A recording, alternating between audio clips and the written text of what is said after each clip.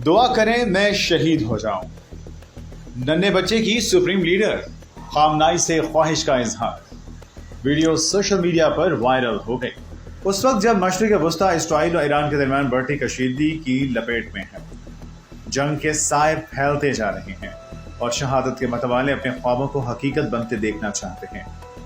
ऐसे ही एक लम्हे में एक मासूम ख्वाहिश ने दिलों को छू लिया।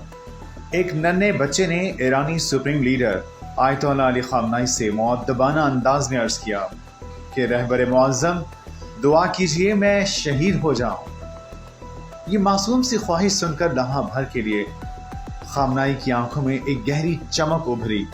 वो मुस्कुराए, बच्चे के सर पर शफकत से हाथ फेरा और बड़ी मोहब्बत भरी आवाज में बोले, पहले तुम बड़े हो जाओ, इल्म हासिल करो, इस्लाम के लिए मुफीद बनो, एक भरपूर और बामकसद जिंदगी गुजारो और फिर अगर अल्लाह ने चाहा शहादत तुम्हारा मुकद्दर बनेगी। ये अल्फाज न सिर्फ नसीहत थे बल्कि आने वाले कल के एक मुजाहिद को एक अजीम रास्ता दिखाने वाली रोशनी थी। ईरानी सुप्रीम लीडर ने नसीहत करने के बाद बच्चे को प्यार किया।